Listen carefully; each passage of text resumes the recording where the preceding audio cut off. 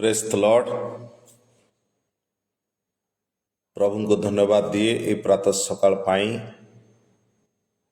वास्तव में प्रभु पुणी आम को ये प्रातः सकाळे तांकर वाक्य निकट को जीवाई तांकर वाक्य चिंतन करने आम को सुजोग देले से मु परमेश्वर को धन्यवाद दिए।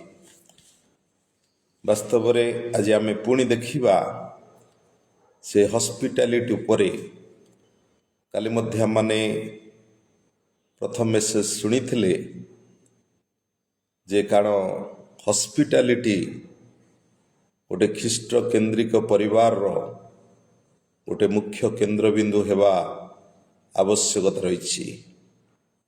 कारण माने हॉस्पिटैलिटी द्वारा ही गॉड्स किंगडम रे ईश्वरंकर आउ से राज्य रे आमने मेषर परिचय मध्य दे थाउ जाकि हॉस्पिटैलिटी आतिथ्य सत्कार गोटे अंतिम विचार रो मुख्य अंश जाकि प्रभु आम ठारू एक्सप्लेनेशन मागिबे। हॉस्पिटैलिटी द्वारा आमे ख्रीष्टंक प्रेमर परिचय रे आमे बढ़ी थाउ। कारण हॉस्पिटैलिटी ऑलवेज आमान ठारे आध्यात्मिक विषय प्रति आउ आमाने अनुरक्त हेउ। Hospitality it is the God's commandment. ईश्वरंकर विहित आज्ञा आमे ताहा पालन करि थाउ। हॉस्पिटैलिटी होची गोटे त्यागपूर्ण सैक्रिफाइस लाइफ। आमानकर किछि त्याग रहिबा आवश्यकता रही। तेणुकरी हॉस्पिटैलिटी द्वारा आमे ऑलवेज प्लीज टू गॉड।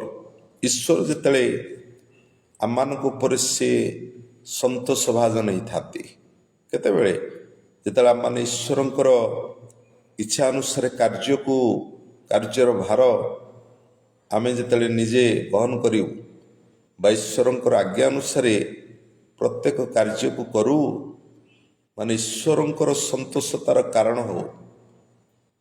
कारण गोटे विषय हॉस्पिटैलिटी द्वारा आमे ईश्वरंक ठारू कौन करिबा क्राउन प्राप्त हवा से मुकुट को मध्य प्रभु माने आउ देवे। कहीं ना एठी आमे देखिबा आउ द्वितीय राजावली आउ 4 अध्याय 8 पदर जदि आपण माने देखिबे आउ दिनकर एलिसाय से सुनेम को गले सेठारे एक धनवती स्त्री थिला।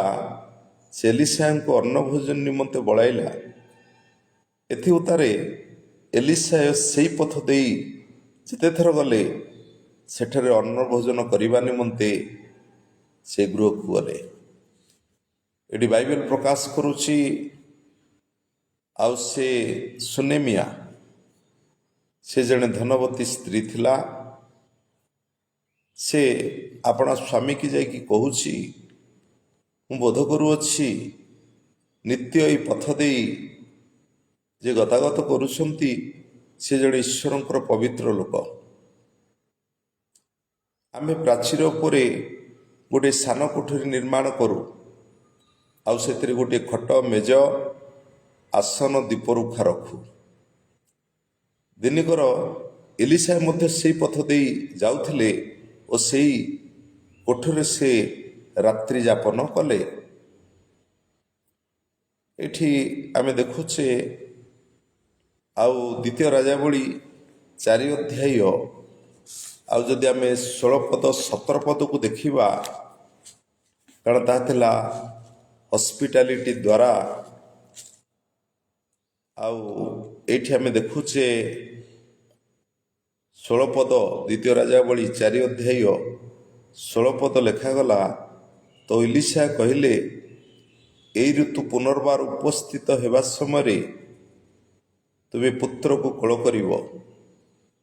एथरे से स्त्री कहिला ना हे मोर प्रभु ए परमेश्वर लोक आपण दासी के आपण मिथ्या न कहंतु ଏଥିରୁ ତାର ଇଲିଶାଙ୍କର ବାକ୍ୟ ଅନୁସାରେ ସେ ସ୍ତ୍ରୀ ଗର୍ଭଧାରଣ କରି ଉକ୍ତ ଋତୁ ପୁନର୍ବାର ଉପସ୍ଥିତ ହେବା ସମୟରେ ସେ ଏକ ପୁତ୍ର ପ୍ରସବ କଲା। ଏଠି ପ୍ରିୟ ଈଶ୍ୱରଙ୍କ ଲୋକମାନେ ଜଣଙ୍କର ଆବଶ୍ୟକତା, ଯେହେତୁ ସେଇ ସ୍ତ୍ରୀ ବର୍ତ୍ତମାନ କହୁଛି, ହେ ପରମେଶ୍ୱରଙ୍କର ଲୋକ, ଆପଣ ଦାସୀକି ଆପଣ ମିଥ୍ୟା କହନ୍ତୁ ନାହିଁ। ତାର ଆବଶ୍ୟକତା ରହିଥିଲା ଯେ ଗୋଟେ ପୁତ୍ରକୁ ସେ କୋଳ କରିବ, କିନ୍ତୁ ଏଠି ତାର ପରିଚୟ ଦେଲା କେବଳ ଆତିଥ୍ୟତା। କାରଣ ଯେହେତୁ ସେ ଆତିଥ୍ୟତା କରିବା ଦ୍ୱାରା ହିଁ ସେ ପ୍ଲିଜ୍ ଟୁ ଗଡ୍, ସେ ଈଶ୍ୱରଙ୍କୁ ସେ ସନ୍ତୁଷ୍ଟି କରିପାରିଥିଲା। ଆଉ ଈଶ୍ୱରଙ୍କ ଦାସ ବାଧ୍ୟ ହେଲେ ବନ୍ଧ୍ୟା ଗର୍ଭକୁ ଈଶ୍ୱର କ'ଣ କଲେ, ତାହା ଖୋଲିଦେଲେ। ଦ୍ୟାଟ୍ ହେଉଛି ହସ୍ପିଟାଲିଟି। କାହିଁକି ନା ଆମେ ଯେତେବେଳେ ଆତିଥ୍ୟତା ସଦାବେଳେ ବ୍ରିଙ୍ଗ ଟୁ ଗ୍ରେସ୍, ଆମେ ଈଶ୍ୱରଙ୍କର ଅନୁଗ୍ରହ ସିଂହାସନ ନିକଟକୁ ଚାଲିଯାଉ। ଆଉ ହସ୍ପିଟାଲିଟି ଅଲୱେଜ୍ କ'ଣ କରେ, ଗୋଟେ ବ୍ରେକ୍ ଥ୍ରୋ କରେ। ଆମ ଜୀବନ ଯଦି କିଛି ବଣ୍ଡେଜ୍ ଥାଏ, ବନ୍ଧନ ଥାଏ, ଏଠି ସେ ସ୍ତ୍ରୀ ସ୍ୱାମୀ ସ୍ତ୍ରୀଙ୍କ ଜୀବନରେ ଯେଉଁ ବନ୍ଧନ ଥିଲା, ଅନେକ ବର୍ଷର ପ୍ୟାକେଜକୁ ପ୍ରଭୁ କ'ଣ କଲେ, ତାକୁ ଭାଙ୍ଗିଦେଲେ ଥ୍ରୋ ହସ୍ପିଟାଲିଟି। ତେଣୁକରି ଆମେ ହସ୍ପିଟାଲିଟି ପ୍ରତ୍ୟେକ ମସୀ ପରିବାର ବା ଈଶ୍ୱରଙ୍କ ଲୋକମାନଙ୍କ ଜୀବନ ଗୋଟେ ପାର୍ଟ ଅଫ୍ ଲାଇଫ୍ ହେବା ଆବଶ୍ୟକତା ରହିଛି। ଦେଖନ୍ତୁ, ଆମେ ଯଦି ପୁଣି ଦେଖିବା ପ୍ରଥମ ରାଜାବଳୀ 17 ଅଧ୍ୟାୟ, ଆଉ ସେଠି ମଧ୍ୟ ଆମେ ଏଲିୟଙ୍କ ବିଷୟରେ ଦେଖୁଛେ। 17 ଅଧ୍ୟାୟ ତାର 14 ପଦରେ, ଆଉ ଏଲିୟ ଯେତେବେଳେ ସାରିଫତ ନଗରକୁ ଗଲେ ସେ ବିଧବା ନିକଟକୁ, ଆଉ ସେଠି ଆଉ ଯେତେବେଳେ ସେ ଯାଇକି ଦେଖିଲେ ସେ ସ୍ତ୍ରୀ କ'ଣ କରୁଛି, ଯୋଡ଼େ କାଠ ସାଉଁଟୁଛି, କିନ୍ତୁ ସେଇଠି ଏଲିୟ କହିଲେ, ମୋତେ ଟିକେ ଜଳ ଟିକେ ଦିଅ। ଆଉ ସେ ଜଳ ଟିକେ ଆଣିବା ସମୟରେ ପ୍ରଭୁଙ୍କ ଦାସ ତାକୁ କହିଲେ, ଗୋଟେ ଛୋଟ ପିଠା କରି ମୋ ନିକଟକୁ ଆଣ। ସେ ସ୍ତ୍ରୀର କମେଣ୍ଟ କ'ଣ ଥିଲା, ସେ ୱିଡୋର, ସେ କହିଲା, ଅଳ୍ପ ମଇଦା ଅଛି, ପାତ୍ରରେ ଟିକେ ମାତ୍ର ତେଲ ଅଛି, ଆମେ 2 ଗୋଟି ପିଠା କରିବୁ, ମା ପୁଅ ଖାଇବୁ, ତାପରେ ମରିବୁ। ଦେଖନ୍ତୁ, ଗୋଟେ ପରିସ୍ଥିତି, ଗୋଟେ ସିଚୁଏସନ୍ ବର୍ତ୍ତମାନ, ଆଉ ଯେତେବେଳେ ଦୁର୍ଭିକ୍ଷ ପଡ଼ିଛି, ଆଉ ସେ ଗୋଟେ ପରିସ୍ଥିତି ଭିତରେ ବନ୍ଧା ହେଇଛି। ପରିସ୍ଥିତି କାହିଁକି ନା ବାଇବେଲ ପ୍ରକାଶ କରେ, ଆମେ ଗୋଟେ ସିଚୁଏସନ୍ ଭିତରେ ଯେତେବେଳେ ରହୁ, ସିଚୁଏସନ୍କୁ ଆମେ ଓଭରକମ୍ କରିବା। That is the law. Every situation ମଧ୍ୟରେ ଆମେ ତାକୁ ଓଭରକମ୍ କରି ଆଗକୁ ବଢ଼ିବା। କାରଣ ସେ ୱିଡୋ, ସେ ସାରିପତ୍ର ବିଧବା ସ୍ତ୍ରୀ ବର୍ତ୍ତମାନ କହୁଛି, ଆମେ ଖାଇବୁ ମରିବୁ। ନ ଏଠି ପ୍ରିୟ ମଣ୍ଡଳୀ, ଆଉ ପରମେଶ୍ୱରଙ୍କ ଦାସ ତାକୁ କହିଲେ, ତୁମେ ଯାଅ ଶୀଘ୍ର ମୋ ପାଇଁ ଗୋଟେ ସାନ ପିଠା ଆଣ। ବାଧ୍ୟତା। ସେ ସ୍ତ୍ରୀ ଜୀବନରେ ଆମେ ଦେଖିପାରୁଛେ, ବାଧ୍ୟତା ହେଲା ପରେ ପରମେଶ୍ୱରଙ୍କ ଦାସ ପ୍ରଥମ ରାଜା 17 ଅଧ୍ୟାୟ 14 ପଦରେ ସେ କହିଲେ, ସଦାପ୍ରଭୁ ପରମେଶ୍ୱର ଏଇ କଥା କହନ୍ତି, ଯେ ପର୍ଯ୍ୟନ୍ତ ସଦାପ୍ରଭୁ ଭୂମିରେ ବୃଷ୍ଟି ନ ବର୍ଷାନ୍ତି, ସେ ପର୍ଯ୍ୟନ୍ତ ମଇଦା ଦଳିବା କଳସ ଶୂନ୍ୟ ହେବ ନାହିଁ, ବା ପାତ୍ରରୁ ତୈଳ ଅଭାବ ହେବ ନାହିଁ। ଏଠି ପ୍ରିୟ ଈଶ୍ୱରଙ୍କ ଲୋକମାନେ, ଆମେ ଯେ ଦେଖିବା, ଏଠି ବିଧବା ସ୍ତ୍ରୀ ଗୋଟେ ସର୍କମଷ୍ଟାନ୍ସ, ଗୋଟେ ସିଚୁଏସନ୍ ମଧ୍ୟରେ ବାସ କରୁଛି। ପରିସ୍ଥିତି ସଦାବେଳେ ଆମମାନଙ୍କୁ ଚାପି ନ ପକାଉ। ପରିସ୍ଥିତି ଭିତରେ ଆମେ ସଦାବେଳେ କ'ଣ କରିବା? ଓବେ ଦ ଗଡ୍ସ ୱାର୍ଡ, ଈଶ୍ୱରଙ୍କର ଆଜ୍ଞାକାରୀ ଜୀବନ କାଟିବା। ତାହେଲେ ସେ ସିଚୁଏସନକୁ ପରମେଶ୍ୱର ଭାଙ୍ଗି ତାକୁ ଡେଷ୍ଟ୍ରୟ କରିଦେବେ। ସିଚୁଏସନ ମଧ୍ୟରେ ଆମମାନେ ଆଜ୍ଞାବହତା ହେବା ହେଉଛି ମୋଷ୍ଟ ଇମ୍ପୋର୍ଟାଣ୍ଟ। ଏଠି ସେ ସ୍ତ୍ରୀ କ'ଣ କଲା? ଓବେ ଦ ଗଡ୍ସ ୱାର୍ଡ,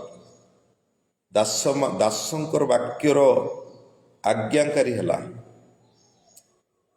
ତା ଥିଲା କ'ଣ? ରିସୋର୍ସ। ପରମେଶ୍ୱର ରିସୋର୍ସ ପଠାଇବା ପାଇଁ ବାଧ୍ୟ ହେଲେ।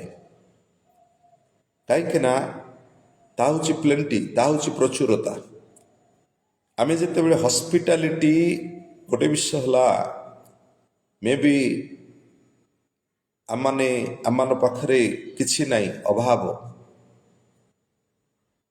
ଆଜି ସେ ବିଧବା ସ୍ତ୍ରୀ ଯଦି ଆମେ ଦେଖିବା, ଖାଦ୍ୟ ନାହିଁ, ଭୟଙ୍କର ଦୁର୍ଭିକ୍ଷ, କିନ୍ତୁ ସେ ନିଜ ବିଷୟ ଚିନ୍ତା ନ କରି ପ୍ରଭୁଙ୍କ ଦାସଙ୍କ ବିଷୟରେ ଚିନ୍ତା କରୁଛି।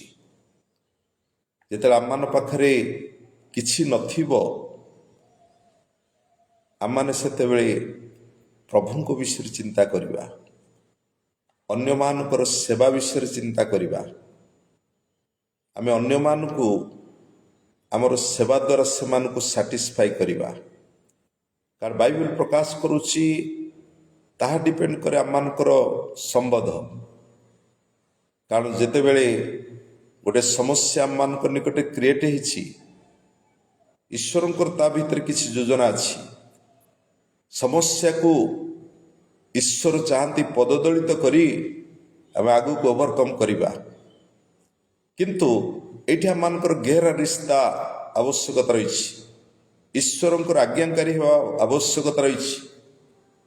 କାରଣ ଆମେ ଗୋଟେ ସିଚୁଏସନ ମଧ୍ୟରେ ସଦାବେଳେ ଆମମାନଙ୍କର ସମ୍ବନ୍ଧକୁ ଆମମାନେ ସ୍ଥାପନ କରିବା, ଈଶ୍ୱରଙ୍କ ସମ୍ବନ୍ଧରେ ଆମମାନେ ବଢ଼ିବା, ଈଶ୍ୱରଙ୍କୁ ୱେଲକମ୍ କରିବା, ତାଙ୍କ ନିମନ୍ତେ ବେଦୀ ସଜାଡ଼ିବା, ତାଙ୍କ ସହିତ ଗେହରା ରିସ୍ତାକୁ ସଜାଡ଼ିବା। ତାହେଲେ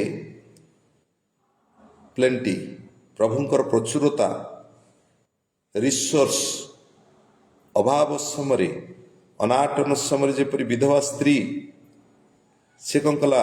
ଆପଣା ପ୍ରାଣ ବଞ୍ଚାଇବା ପାଇଁ ତା ପାଖରେ ଯାହା ଥିଲା ସେ ସବୁ ବିଷୟ ପ୍ରଥମେ ପ୍ରଭୁଙ୍କୁ ଦେଇଦେଲା।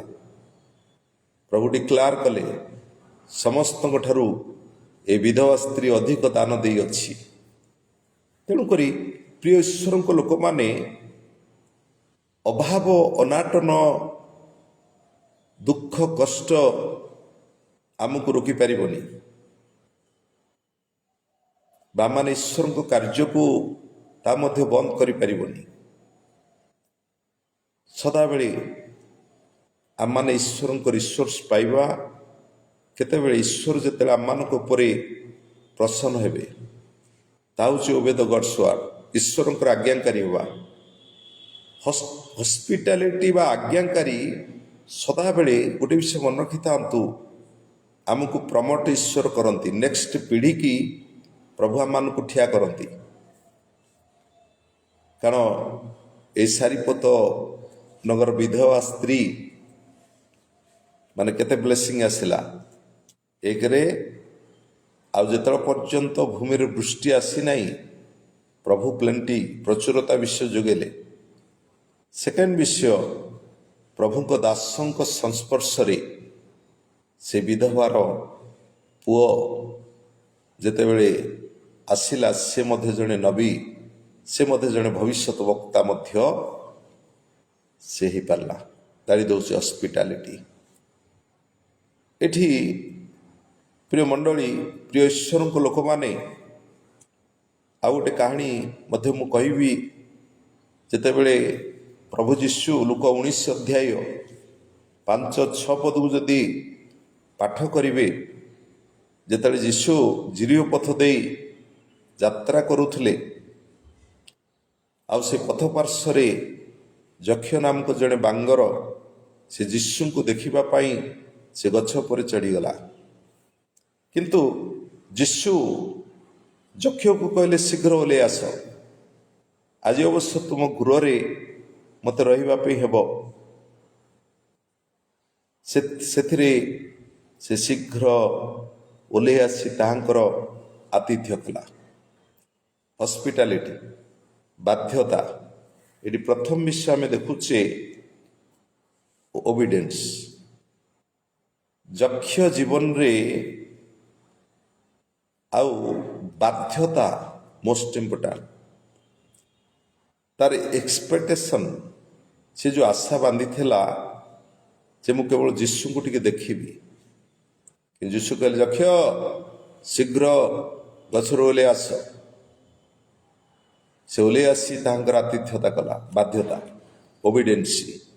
ସେକେଣ୍ଡ ବିଷୟ ଆମେ ଦେଖୁଛେ, ଯେତେବେଳେ ଲୋକମାନେ କହୁଛନ୍ତି ଇଏ ଜଣେ ପାପୀ,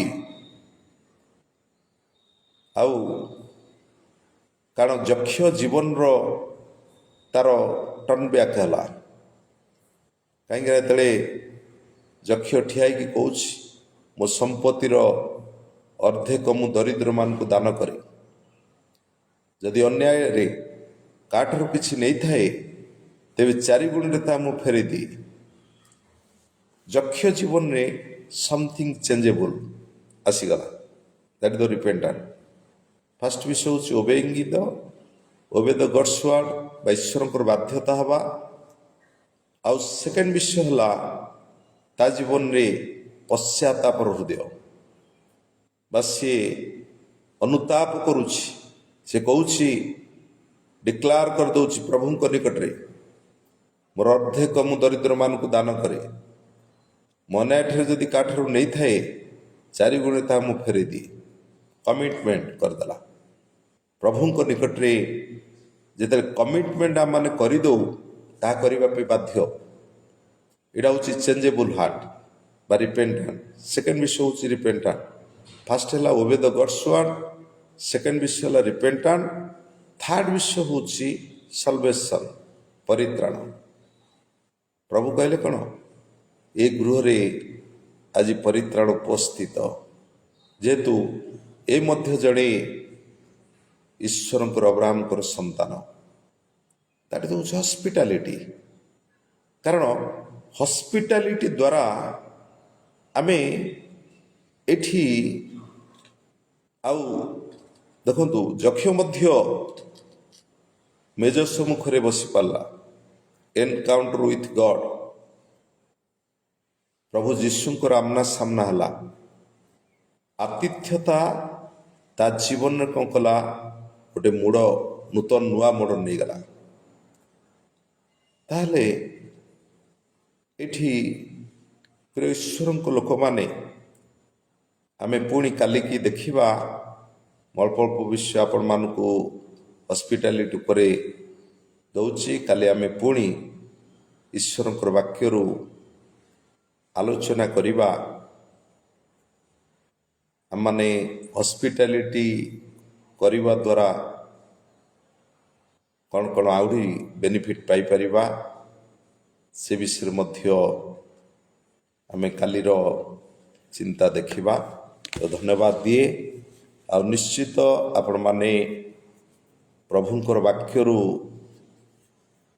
ଆଶୀର୍ବାଦ ପ୍ରାପ୍ତ ହେଉଛନ୍ତି।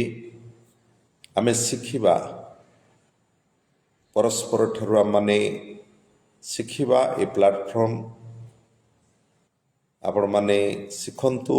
ଆପଣମାନଙ୍କ ଠାରୁ ମଧ୍ୟ ମୋର ବି ଅନେକ ବିଷୟ ଶିଖିବାର ଅଛି।